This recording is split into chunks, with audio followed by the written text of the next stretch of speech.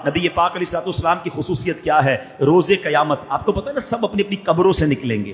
جب قیامت کا دن ہوگا قبروں سے لوگ نکلیں گے، مگر سب سے پہلے نبی پاک اپنے روضہ مبارک سے باہر تشریف لائیں گے. جیسے ہی نبی پاک باہر تشریف لائیں گے فوراً 70,000 فرشتے تعظیم اور احترام کے لیے حاضر ہو جائیں گے. پھر آپ علیہ السلام کی خدمت میں براق پیش کیا جائے گا، جنتی سواری پیش کی جائے گی، آپ اس پر سوار ہو کر محشر کی طرف تشریف لائیں گے. اللہ اللہ کیا شان ہوگی. خود نبی پاک فرماتے ہیں انا سید ولد آدم یوم القیامہ، یعنی قیامت کے دن تمام اولاد آدم کا سردار میں ہوں گا. ایک روایت میں فرمایا انا اولہم خروجن، قیامت کے دن سب سے پہلے میں ہی قبر انور سے باہر تشریف لاؤں گا. وانا قائدہم اذا وفدوا، جب سب بارگاہ الہی میں پیش ہو جائیں گے میں سب کا پیشوا، سب کا لیڈر ہوں گا. وانا خطیبہم اذا انصتوا، جب سب خاموش ہو جائیں گے کوئی بات نہیں کر سکے گا آقا فرماتے میں ان کا خطیب ہوں گا. وانا مستشفعہم اذا حبسوا، جب انہیں روک لیا جائے گا حساب کتاب شروع نہیں ہو رہا ہوگا میں ان کی شفاعت فرماؤں گا. وانا مبشرہم اذا ایسوا،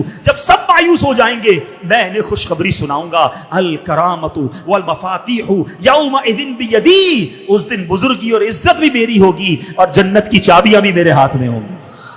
وَأَنَا أَكْرَمُ وَلَدِ آدَمَ عَلَىٰ رَبِّي، اور میرے رب کریم کی بارگاہ میں تمام اولاد آدم سے بڑھ کر عزت بھی میری ہی ہوگی. اور فرمایا اس روز 1000 خادم میرے ارد گرد ہوں گے، یوں لگے گا گویا بکھرے ہوئے سفید چمکدار موتی ہیں. حدیث پاک پر فرمایا بیدی لواء الحمد، قیامت کے دن حمد کا پرچم میرے ہاتھ میں ہوگا. تحت آدم فمن دونہ، حضرت آدم علیہ السلام اور ان کی اولاد ساری مخلوق جو ہے میرے پرچم کے نیچے ہوگی. اللہ اکبر. وہ قیامت کا ہولناک دن جب یہ زمین تانبے کی زمین سے بدل دی جائے گی، جہنم قریب کر دی جائے گی، سورج 10 سالوں میں جتنی گرمی برساتا ہے اتنی گرمی اس میں جمع کر دی جائے گی اور سروں کے بالکل قریب کر دیا جائے گا. رب قہار بھی غضب فرمائے گا، لوگ پسینے میں بھیگ رہے ہوں گے. گرمی ایسی کہ خدا بچائے، پیاس ایسی کہ خدا نہ دکھائے. کیسی پیاس ہوگی، پسینہ بہ بہ کر کئی گز زمین میں جذب ہو جائے گا. اب زمین میں پسینہ چوسنے کی جو جذب کرنے کی صلاحیت ہے وہ ختم ہو چکی ہوگی. اب پانی اوپر بڑھے گا، پسینے کا پانی اتنا بڑھے گا کسی کے ٹخنوں، کسی کے گھٹنوں، کسی کے سینے تک پسینہ ہوگا. اور اعمال کے مطابق گناہگار اپنے پسینے میں ڈبکیاں کھا رہے ہوں گے، گھبرا کر دل حلق میں آ جائیں گے. بہت عرصہ ایسے ہی گزر جائے گا. اب جب اتنا وقت گزر جائے گا محشر کے لوگ جمع ہوں گے، چلو چلو کسی سے شفاعت مانگتے ہیں، کسی سے مدد مانگتے ہیں، حساب کتاب تو شروع ہو جائے. آپ ذرا غور کیجئے، سخت گرمی ہو، آپ کو 10 منٹ کوئی روڈ پہ کھڑا کر دے، ذرا کھڑا رہیے میں آؤں گا، 10 منٹ نہیں گزرتے ہیں بندہ سایہ ڈھونڈتا ہے. اگر 2-4 گھنٹے کھڑا کر دے تو انتظار کتنا مشکل ہوگا. اتنی گرمی اور نہ حساب کتاب ہو رہا ہے، کوئی ایکٹیویٹی نہیں ہو رہی ہے، وہ کھڑے ہیں تو کھڑے ہیں، پیاس لگ رہی ہے، پسینہ ہی پسینہ ہے. اب لوگ کہیں گے کچھ تو ہو، حساب کتاب ہی شروع ہو جائے. کہاں کس کے پاس چلے؟ اہل محشر مشورہ کریں گے کہ چلو حضرت آدم علیہ السلام کے پاس چلتے ہیں، آپ کو رب نے سب سے پہلا انسان بنایا. سب وہاں جائیں گے، کہیں گے یا ابل بشر، آپ ہمارے والد ہیں، آپ ہماری شفاعت فرمائیے. حضرت آدم کیا کہیں گے؟ نفسی نفسی اذهبوا الی غیری، کسی اور کے پاس جاؤ.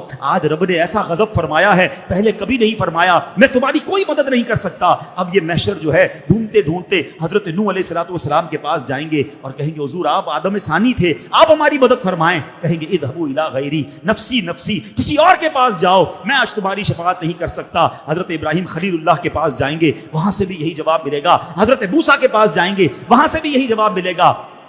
آخر میں حضرت عیسیٰ کے پاس جائیں گے، جواب تو وہاں سے بھی یہی ملے گا. تو حضرت عیسیٰ علیہ السلام سے کہیں گے ہمیں بتائیے تو صحیح، ہم جائیں کس کے پاس، کوئی تو راستہ بتائیں، کس کے پاس جائیں. حضرت عیسیٰ علیہ السلام گائیڈ کریں گے. ایسا کرو جناب رسول اللہ کے پاس جاؤ، خاتم النبیین کے پاس جاؤ، رحمت للعالمین کے پاس جاؤ صلی اللہ تعالی علیہ وسلم، وہی تمہاری مدد فرمائیں گے. اب یہ محشر والے ٹھوکرے کھاتے کھاتے انبیاء کے پاس گھومتے گھومتے ہمارے آقا و مولا مدینے والے مصطفیٰ اللہ پاک کے آخری نبی صلی اللہ تعالی علیہ وسلم کی بارگاہ میں آئیں گے. جب وہاں پہنچیں گے تو وہاں سے یہ نہ کہا جائے گا اذهبوا الی غیری، کسی اور کے پاس جاؤ. سنو میرے آقا وہاں کیا فرمائیں گے؟ انا لہا انا صاحبکم، اے میرے امتیوں آ جاؤ، آج میں اسی دن کے لیے ہوں، میں تمہاری شفاعت فرماؤں گا. اللہ اکبر. پھر میرے آقا ہم پر کتنی مہربانی فرمائیں گے، اللہ کی بارگاہ میں سجدہ فرمائیں گے.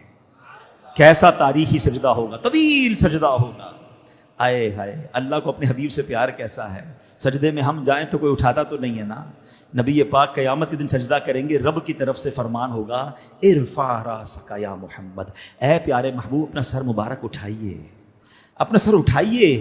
وقل یسمع لک, آپ فرمائیے, آپ بات کیجئے, آپ کی بات سنی جائے گی. سل تعطا, آپ مانگیے عطا کیا جائے گا. اشفع تشفع, آپ شفاعت کیجئے, آپ کی شفاعت قبول کی جائے گی. اب ذرا غور کیجئے یہ کیسا مقام محمود ہوگا کہ پوری کائنات, پورے محشر کی نظریں نبی پاک کی طرف ہوں گی اور اللہ کے حبیب رب سے کلام کر رہے ہوں گے, شفاعت کا راستہ کھلوا رہے ہوں گے, آپ کی سنی جا رہی ہوگی. یہ کیسا مقام محمود ہے. اللہ اکبر, یہ ہے میرے آقا کی شان. جبھی تو مولانا حسن اللہ خان صاحب لکھتے ہیں نا, کہیں گے اور نبی اذهبوا الی غیری, سب کہیں گے نا, کہیں گے اور نبی اذهبوا الی غیری, میرے حضور کے لب پر انا لہا ہوگا, میرے حضور کے لب پر انا لہا